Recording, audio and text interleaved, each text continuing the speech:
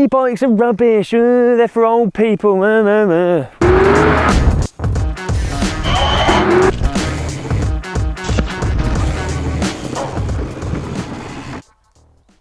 Hey guys, I hope you're keeping safe and well. Welcome to our first head-to-head video.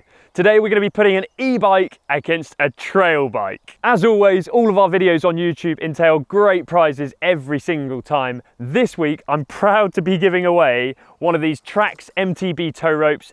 You can put them on any bike, but they're really good on an e-bike if you want to tow your friends up the trail. All you have to do to be in with a chance of winning one of these is like this video and make sure you're subscribed.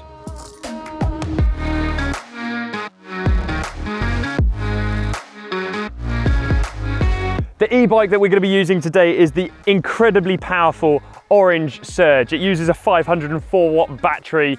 It's the bee's knees and it's got a lot of power behind it. And equally as impressive on the opposing side, we have the Orange Alpine 6, one of my favorite bikes of all time, the do-it-all, the do-everything bike. Which one's going to win? During this video, we are going to break down the most fundamental questions that are asked about the e-bikes against the trail bikes. So what we're going to try and do here is we're going to answer the most popular questions that are asked between the two bikes and give a completely unbiased video as to which one is going to be better.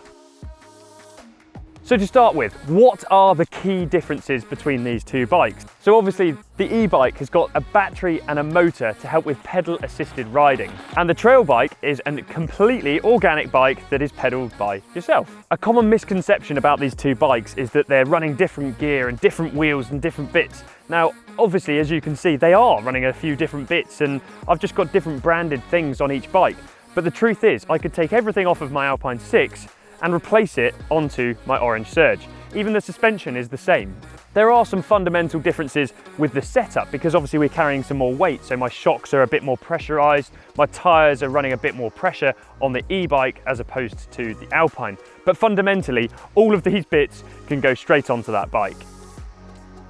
Moving on to another question which may seem like a very obvious answer, but we're going to go into it in a bit more depth, is weight. Is there a difference in weight? Now, obviously there is. This one has got a motor and a battery that you're lugging around, so it's a far heavier bike than the Alpine. Is that a disadvantage? Yes, in some areas it is. When you're loading in and out of a car, it could be a bit heavier. Is it a disadvantage on the trails? I would say no, because if you think about the weight, we don't want heavy bikes in general because riding up a hill with a heavy bike is boring and hard work. However, the whole point of this is you've got pedal assisted power to help you get up the hill. So it's actually far easier climbing on an e-bike than it is a trail bike. Moving on to the descending part of a trail, the weight can still be an advantage on the e-bike.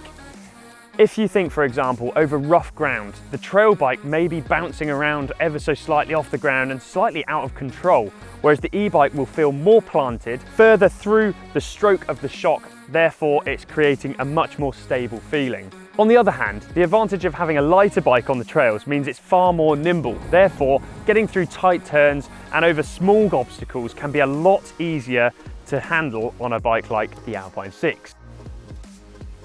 Now, cost. Which one is more expensive? And again, it may seem really obvious. It's obviously the e-bike. It is more money, but there's a reason for that. You're buying more stuff. You've got a battery, you've got a motor, you've got all the technology that goes into that, and that is on top of that bike. And like I was saying earlier, you could take all those bits and throw it on there, except you wouldn't have a motor and a battery, so you're buying more things. Wear and tear. Now, which one uses up more stuff? And again, it may seem quite obvious to some people and very not obvious to others.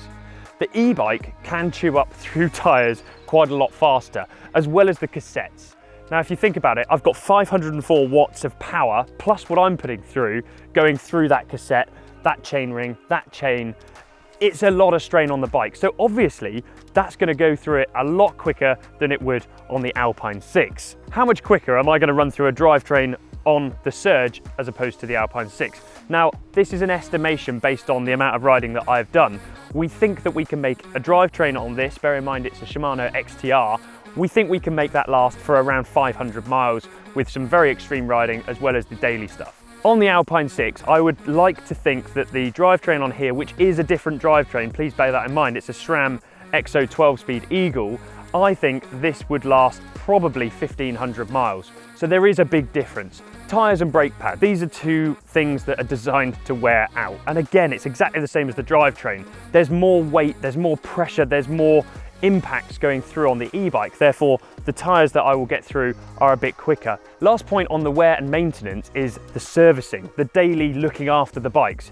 Now, this is the one thing I love about Orange is that I jump on them and I go and ride. I don't want to be spending hours and hours maintaining the bikes, and they're both brilliant for that.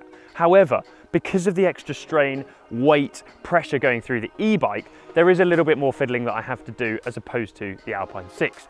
One thing in particular is bleeding the brakes. Everybody knows Shimano Saints are my favourite brakes, and the pressure that's going through them, if you think down a trail where you've got that extra weight, the force going through there means that I need to bleed those brakes a little bit more. And I would say again, it's about 3 times the length I can get out of the Alpine 6 as opposed to bleeding on the Orange Surge.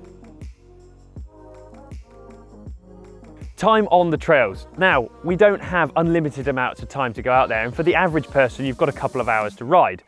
If you were to go out and have a couple of hours on your Alpine 6, you'd have a great time, and maybe you'd cover 10 miles cross country with some trails.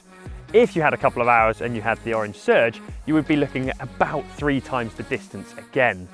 If, like me, your riding time is focused on downhill and the trails, you don't want to be pushing up a fire road. Therefore, again, the advantage goes to the Orange Surge, where I can whiz up the fire road because I'm really not bothered about that aspect of it, and then I can spend more time doing the downhill traily stuff.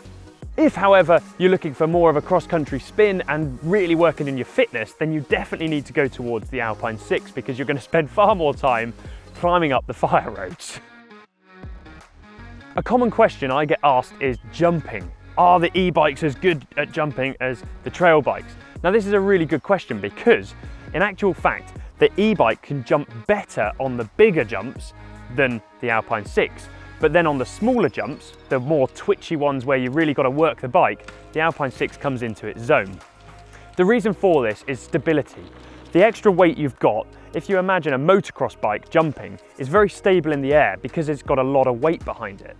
Therefore, on a big jump, the Alpine 6 is very twitchy and you need to be a very, very good rider to be able to control that. On the Orange Surge, you can get away with jumping very big jumps with not a lot of amounts of skill.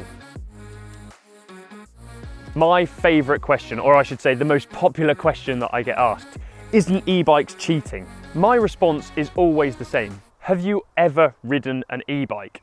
And the answer is most of the people that slate them, they haven't ridden one. If you're trying to enter a cross-country race and you're turning up with an e-bike, then I would say yes, you are cheating. If your aim is to have fun, and like me, you want to go and ride trails all the time as much as you can and you're worried about going down the hill, then why is it cheating? On the other hand, if your aim is to get fitter and you're focusing on really upping your strength and working on your cardio, then yeah, you're probably not doing yourselves any favour by being on the e-bike. Range. Which one can go further? Now, obviously, there's no limit on the Alpine 6. You can go out for the day, and it all depends on how fit you are and how far you want to go. That will just keep going and going and going. Range on the e-bike is obviously limited, and it's again one of the popular questions I get asked is, how long will it last? Now, for me, on this setup that I've got with the Shimano E8000 motor, this will last for around 20 to 30 miles, depending on which mode I'm using it in, as in Boost Eco Trail, or which kind of riding I'm doing. And when the battery runs out, at the end of the day, you've just got a heavy mountain bike. Everything works the same, but you're going to be having fun getting that up a hill. Now, there are e-bikes out there that are good for 50 or 60 miles, but bear in mind, they're not the style of these. These bikes are capable of riding almost any trail in the UK. The e-bikes that are good for 50 or 60 miles are more like town and country bikes. Now let's put both bikes head to head on the same track to find out which is faster.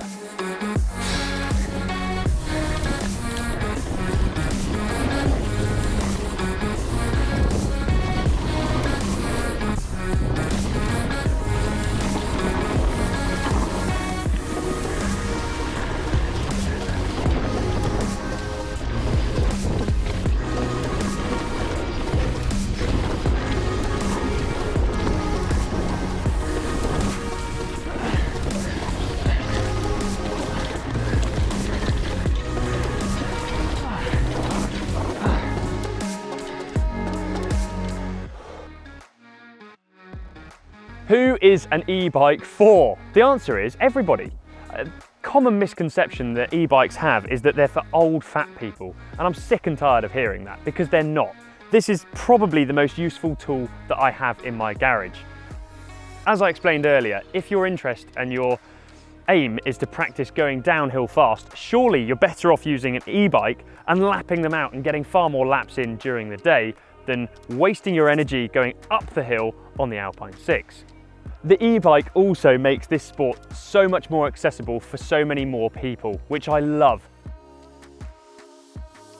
What would I buy? Again, a real popular question everyone seems to want to ask me. Well, what would you buy if you didn't have the luxury of riding any bike you wanted from the Orange range? If I could only go out there and buy one bike, it's quite easy for me. I would go and buy the Orange Surge. This isn't a biased opinion, this is just my personal take on it. My interest is riding down trails as fast as I can. I'm not interested in getting up them and getting my fitness up. I work on my fitness in other areas and different sports. I use this sport because I want to go downhill fast and I want to get as many laps in as I can, because that's where the smiles for miles are for me. In summary, both of these bikes are utterly incredible, but you have to think about what you want to use your bike for. Are you interested in just smashing laps on a downhill run? Therefore, you probably want a bit of power to help you get back up. Are you worried about getting your fitness back up and getting your health on track? Therefore, maybe think about an Alpine 6. On the other hand, if you've got health issues or injuries from the past, such as knees, ankles, and you need that little bit more help on the trail, I'd definitely push you towards the Orange Surge. Thanks for watching the video, guys. I hope it was useful for your decision making in your next bike. Let us know in the comments if you've got any questions and we'll do our best to get back to you as soon as possible. Don't forget to like this video and make sure you're subscribed for the chance to win this MTB tow rope.